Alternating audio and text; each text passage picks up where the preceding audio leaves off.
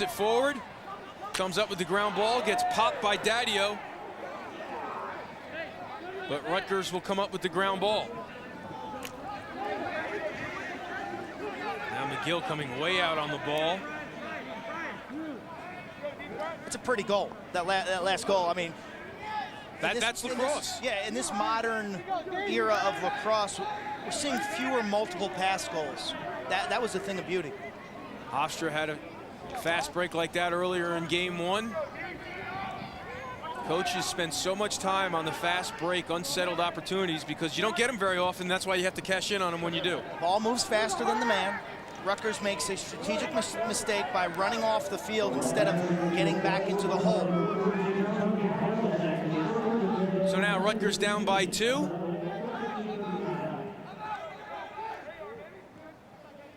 Here's Clancy. See there, Joe Moore trying to shut off the next pass, number 6. And then they can't handle it. So Klimchak can't handle the pass, and it's another turnover for the Scarlet Knights, make that number 8 on the ball game. Galloway looking for the touchdown pass to White. Couldn't connect, but White comes up with it anyway. Gets a little too fancy on the flip, and we got a call here.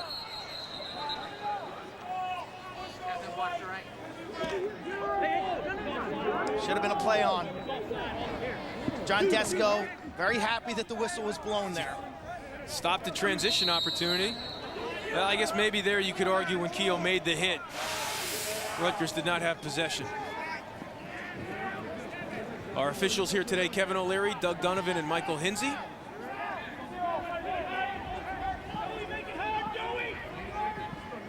"12 minutes left in the first half. Rutgers looking for its second goal of the ball game.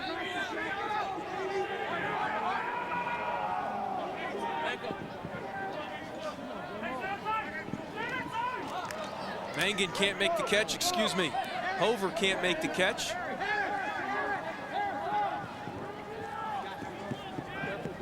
And Syracuse will look to clear. All of a sudden, turnovers approaching double digits for the Scarlet Knights. Some forced, some unforced. Part of the deal when you're trying to attack Syracuse's defense. You throw that ball inside, expect to... They're going to lay the lumber. Yeah, expect to be greeted with some nice checks to your hands and wrists and arms. Here's Amadon. Now Palasek. Miller being guarded by the short stick. Terranova on Miller. Miller, jump shot, and a goal. That is one of his many moves.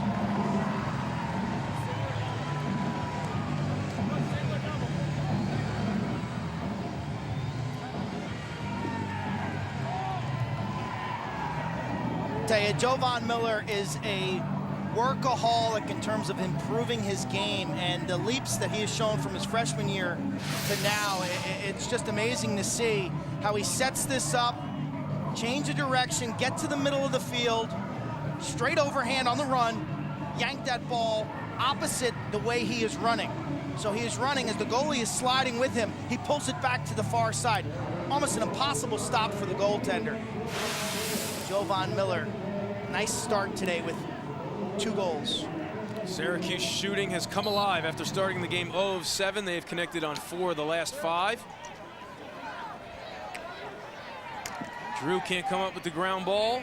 Joel White has a beat on it, and he does. Comes up with it. Coming in, he had 256 career ground balls. If you're Rutgers on that last goal, the second that Miller plants and dodges left-handed to the middle of the field, you've got to take away that inside shoulder or send the double team. You cannot let a midfield shooter of that ability get into the paint. This is Colin Donahue, number 17, finding Marasco. That shot wrong side of the net. Donahue started his college career at Rutgers before transferring back to his home area of Syracuse. All right, Quint, you're down 4-1. You wanted to be patient. They're pushing. They're not stalling. But what do you do now down 3 with the ball if you're Rutgers? You you're semi-patient, but you got to play lacrosse. The goal is not to get out of here and lose respectably. One shot in the last 16 minutes of lacrosse for the team in red. Here's Klimchak being guarded by Harder. Now they get it to Deal, who goes to work on White. They shut off the pass. Good job by Kevin Drew to take away that next pass. So Clancy getting harassed by McGill. McGill's a perfect number 2 defender. So Lade being your main premier number 1 guy. Guadagnolo's your 3. He's an off-ball guy. Clean takeaway there by Harder, sending a message, hey, you want to invert me? You know, every game I say, you know, maybe this is the game. You take Harder, you can make something happen. And that kid digs in. He's a tough little defender at 5'9", 165. Gives it back to Drew. That one hit the pipe. That one looked like we'd have another team goal as it went from White to Drew to Harder back to Drew. Drew has 5 goals this year. Had a big game against Hobart.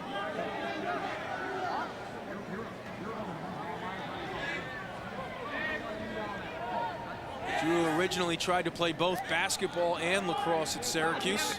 A little tough to do. His dad, a former SU hoopster. His father, Bill. Rutgers going to a man-to-man look. Nope, now they're switching to zone.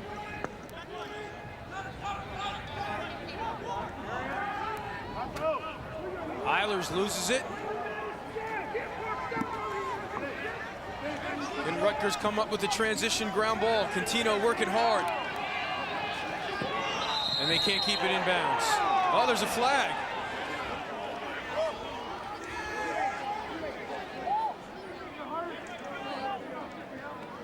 Technical foul, 28 White. Push, 30 seconds. So it's a push on Keogh. He doesn't like the call. A Mohawkless Stephen Keogh was sporting one of the most impressive dudes in Division I men's lacrosse earlier in the year, but I saw him this weekend. He said, hey, we lost. Mohawks got to go. You're upset about that, Quint. You're disappointed. He'll have something for the NCAA tournament. I guarantee it. Last year, Syracuse stunned in the first round in the NCAA tournament at home by Army. For now, all we got is Jeremy Thompson with the ponytail. And Rob Guida, nationally, as we get sporting some serious flow for Johns Hopkins, who plays later tonight against Navy. But Rutgers on the extra man. Galloway robs them. They got the look they wanted, but the senior from Syracuse was up to the task for his first save of the ball game. Turn quick, takeaway high. Matchup stick on stick. And Harder clears it.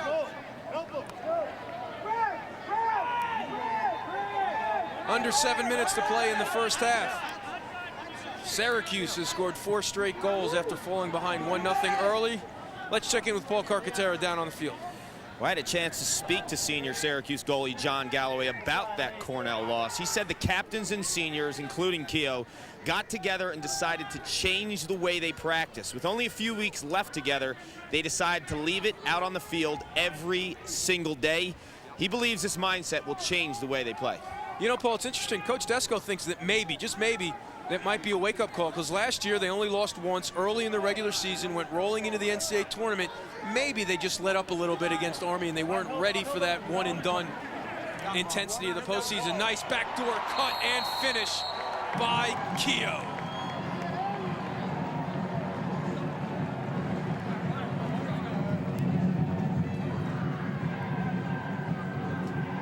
Keogh from Thompson. Keogh likes to perch himself on that right wing. Sets a pick and then cuts to the net. When he sets the pick, he gains a step inside. He seals his defender, and then he turns to the inside, which gives him that step of separation. We break down his career with our Sector Spiders player portfolio. 26 goals, 7 assists in his senior campaign. Coming into this game, he had 145 career points, 20 career hat tricks. 5 unanswered goals by the number 4 team in the country. We've seen Keogh on that wing set picks like that all season long. If I'm covering Keogh and he goes to set a pick on the ball, I'm backing off of him and taking away the middle. I'm not getting caught up in that pick action. Just back off and know that if he pops and catches from the perimeter, that's not his range. He wants to suck you out and then cut the middle. Rutgers won the faceoff, but now struggling on the clear. No one breaking open. Mengen facing a double team. And back in the indoor days, it was always easy. Guys goes to set a pick, and you just grab him by the arm or grab his stick, and he doesn't go anywhere. They don't allow you to do that in the outdoor lacrosse version. Is that in our rule book somewhere here? Not allowed to grab? Look, like basketball, you hear basketball coaches say all the time, deny cutters. It's the same in lacrosse. Put yourself, your stick, in the way of the offensive cutter in a legal fashion. This is Mike Deal being guarded by Joe Moore. Moore, a New Jersey native, played high school ball at West Windsor, Plainsboro in the Princeton area. Flag down, so Deal took it out of the box, and that draws the whistle. 6 white, illegal procedure, 2 men on the field, legal foul, 30 seconds. 6 white, illegal. So a legal procedure call against John Desco's club. Gives the extra man opportunity for Rutgers. Too many players on the field. 6-on-6 once you cross midfield. With 3 players in the goalie behind on the other side.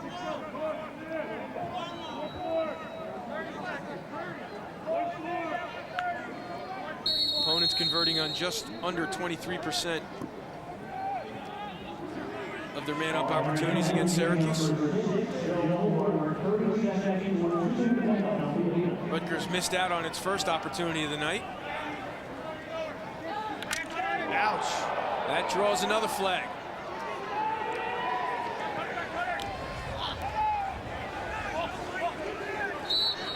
And Deal stepped out of the box once again. You're going to go from right here. 4-0.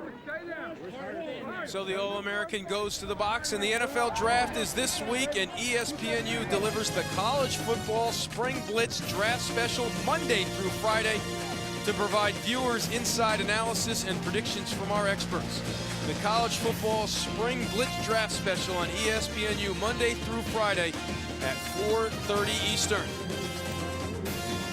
Should be interesting to see where some graduates of Syracuse and Rutgers go.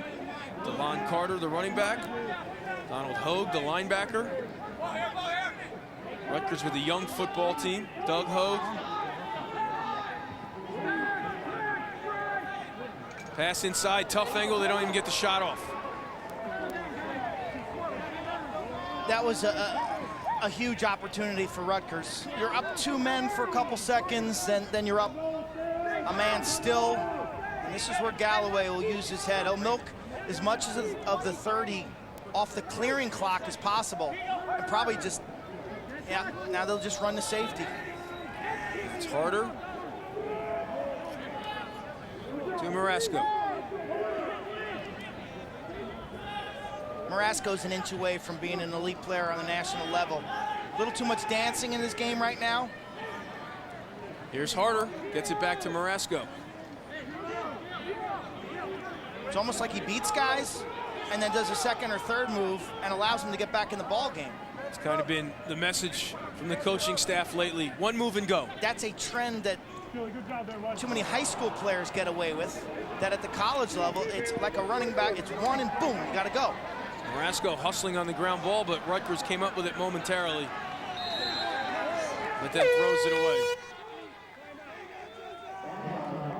So speaking of the NFL draft, how about the MLL draft for Syracuse? 7 players going to play at the next level. All of them's first name starts with the letter J except for Keogh. Joel White is going to be a star in that league. It's a league that's more transition. Jeremy Thompson, his versatility. Jovan Miller. They love the way he can play defense and offense. And I think Amadon may be a better pro player than he actually is in college. Rochester Rattlers absolutely thrilled that John Galloway was still on the board with the 20th pick. So we'll step away with a timeout in the action. Syracuse up by 4 in Hartford. Welcome back to Hartford. Syracuse up 5-1 on Rutgers, and next week a special treat for lacrosse fans, an inside look at 2 top 10 programs and 2 of the most successful coaches in the history of the sport. How's on 3? 1, 2, 3. Throw on the move, catch on the move, let's go. I know, well, you know, Eric, he put his size 93 shoes in front. By then, he can't pass it anymore. Now's your time to step up. Let's go. We have like 48 hours to figure this out. Hold on. Green. Green. Good. Green. All right. Good job, man. Good job. ESPNU gives you an all-access pass next week into the Denver Pioneers and the Duke Blue Devils, part of a huge night for college lacrosse on ESPNU. That will be followed by the postseason. It's the tournament selection show on Sunday, May 8th, then the first round on campus on the 14th and 15th, the quarterfinals from Long Island and Boston, and then championship weekend from M&T Bank Stadium. Tell you, that all-access show is going to be must-see TV. You got 2 guys, proven winners, great teachers, both have a tremendous sense of humors. How about the camera crews picking great days, shorts and T-shirts? Where's the snow out in Denver? It'll be a wonderful look behind the scenes of a Division I lacrosse program. One coming off a championship, one trying to get there first. Coach Bill Tierney, I know he says the cupboard was full when he got there, and Jamie Monroe recruited some very good players, no doubt, but to have Denver ranked 5th in the country right now, that's impressive. Skip pass. Wins. Their only 2 losses are to Syracuse and Notre Dame. This is an extra man formation by Syracuse. It's a 3-3 with a rotating triangle where they just replace against the zone defense. So a quick second timeout here. Excuse me, Rutgers took the last timeout, so a quick timeout by John Desko here.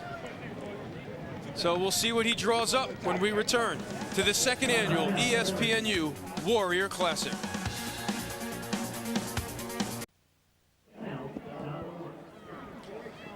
Back here at the ESPNU Warrior Classic, Syracuse with a 4-goal lead, looking to improve to 12-1, which would set the stage for next Saturday night. Inside the Carrier Dome, the #1 team in the country pays a visit to Central New York. Notre Dame on the road to take on #4 Syracuse. It should be a raucous atmosphere for college lacrosse inside the Dome. Face-off at 7 on ESPNU, and what a night of college lacrosse it'll be on the U. It starts with the showdown, #1 against #4, then the Sector Spiders lacrosse season update show, then inside Denver lacrosse, all access to Duke lacrosse, lacrosse, lacrosse, lacrosse. You gotta love it. Notre Dame and Syracuse. Syracuse should be #3, by the way. I don't know, the pollsters put them at #4.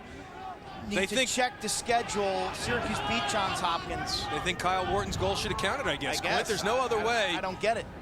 Saturday night in the Dome. It's the last week of school for Syracuse. They have finals the following week. So you're saying the students should make it out? Students put will on be the there. orange out. Marshall Street will be rocking. No green or blue ties for you. No. Keep it neutral. I'm asking to borrow a few Hopkins ties for you. Got any left from the playing days, from the bus trips? So no. Back here in you've upgraded your tie selection since the playing days. Back here in East Hartford out of the timeout. Skip pass. More zone from Rutgers. Zito. Good closeout defense denying the shot, so he moves it along to Marasco. Here's Donahue. Great zone players are thinking a step ahead on offense. Marasco steps into 1. Nice save. He's got 4. But Donahue comes up with the ground ball. Unsettled, can't find anybody. Keogh. Back to Marasco. Does he try it again? No, that pass gets knocked down. Zito.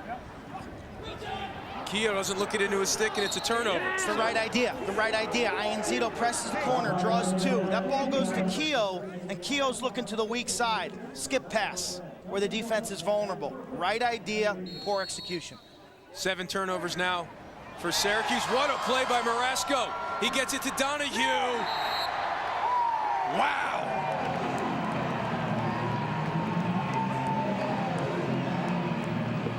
The steal by Marasco, the alert pass makes it 6-1.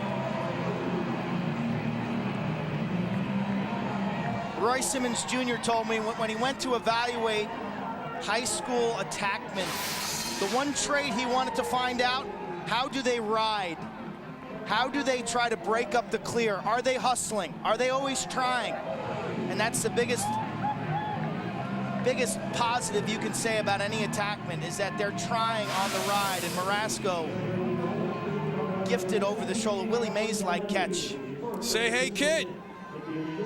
So he's Willie Mays and 22. You're putting a lot of pressure on the young man from Somers, New York. You got to love the effort. That's the type of play that gets guys on your bench going, that gets your defense going. You know, pretty boy attackman doing some dirty work. That's big. You know it. You know what that's big. Absolutely, and it also conversely deflates the other team. Well, Rutgers' clearing has been hard to watch. Marasco wearing the legendary number 22 after wearing 1 last year, taking it on after Cody Jamison graduated. And with 22 seconds left, appropriately enough, there's a timeout in the action. 22 seconds away from the end of the first half, and coming up on the Warrior halftime report, highlights from around Division I lacrosse as Hofstra downs number 15 UMass and Loyola wins a key conference game. And we'll take a look at face-offs with Jeff Snyder on a Warrior Pro session. Jeff Snyder, of course, a key member of Team Canada.